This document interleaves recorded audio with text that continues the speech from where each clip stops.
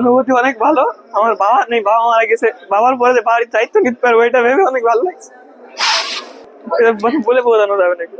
টাকা লেগেছে আবেদন করা আর ওই পরীক্ষার ফি জমা দেওয়া 56 টাকা। অভিভাবকের মতন দায়িত্ব নিয়ে আমাদের মাঠ কমপ্লিট করেছে এবং পরীক্ষা পর্যন্ত অভিভাবকের মতন গাইড করেছে। আর যারা আপনারা এতদিন এত কিছু বলেছেন, চাকরি করতে যারা আসবেন, টাকা is no matter, matter is যোগ্যতা। সো আপনারা সবসময় যোগ্যতার উপর ফোকাস দেবেন, টাকা কোনো কিছু করতে পারবে না। এসপি স্যার আপনাদের চাকরি দেবে, কোনো দালাল কোনো প্রতারক আপনাকে চাকরি দিতে পারবে না। সো টাকাটা দিয়ে অযথা আপনার ধ্বংস করেন না। আমি এর আগে ডিফেন্সে 22টা মাঠ করেছি, মানে 21টা মাঠ করেছি, এটা আমার 22তম মাঠ, মানে পুলিশের লাস্ট 4তম মাঠ। পুলিশে হচ্ছে 10 দিনের জন্য বয়সটা পাইছিলাম, 10 দিন ছিল, তা লাস্ট মাঠ অ্যাপ্লাই করেছিলাম। অনেক কষ্ট করেছি, পরীক্ষার আগের রাত সারা রাত পড়েছি, সারা রাত মানে একটু ঘুমাইনি, সারা রাত পড়েছি।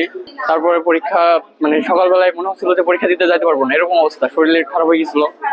পরে আমি পরীক্ষা দেওয়ার পর আলহামদুলিল্লাহ মানে তখনই বলতে পারলাম যে আমার পরীক্ষা অনেক ভালো হয়েছিল। তো আমি সেই সাথে ধন্যবাদ জানাবো আমাদের এসপি স্যারকে, কারণ এসপি স্যার এই পুরো নিয়োগ কার্যক্রমটা মানে সুন্দরভাবে পরিচালনা করেছে, তার কারণেই আজকে আমি 120 টাকার মাধ্যমে চাকরি পেয়েছি। আমার এখানে কোনো প্রকার কোনো টাকা লাগেনি, জাস্ট ফার্স্টে আবেদন করার সময় 120 টাকা দিয়ে আবেদন করছি আর 56 টাকা জমা দিতে হয়েছে। তাছাড়া কোনো প্রকার কোনো ঘুষ বা অসুবিধা বা ঝামেলা ছাড়াই আমার নিজ মেধা এবং নিজ যোগ্যতাতে চাকরি হয়েছে।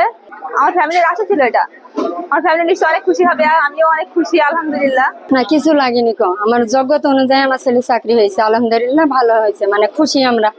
আমাদের স্বপ্ন ছিল একটা ছেলে, আমার ছেলে একটা চাকরি পাবে সরকারি, যাকে আল্লাহ আশা পূরণ করেছে, এটাই আলহামদুলিল্লাহ। পরে আলহামদুলিল্লাহ ভালো লাগছে, ভালো লাগার জন্যই তো দেওয়া।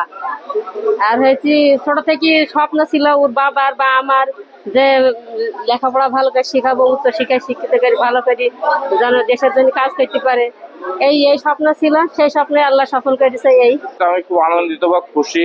আমার ছেলের কষ্ট করে লেখাপড়া শিখাচ্ছিলাম, যাক জীবনের শুরুতেই ওর চাকরিটা হয়ে গেল, খুব ভালো হইলো যে ও বাকি জীবনটা সৎ জীবন যাপন করতে পারে, এটাই আমার আশা। আমরা আসলে বিগত যে রিক্রুটমেন্টের ইতিহাস সেই অনুযায়ী আমরা মনে করতাম যে যারা বিশেষ করে যারা নিয়োগ প্রার্থী তারা মনে করতো তদবির করে টাকা পয়সা ইনভেস্ট করে না করলে হয়তো কোনো চাকরি হতো না, এবং এইটাকে কেন্দ্র করে অনেকেই দালাল চক্র কাজ করতো, অনেকে এইসব টাকা পয়সা দিয়ে প্রতারিত হতো।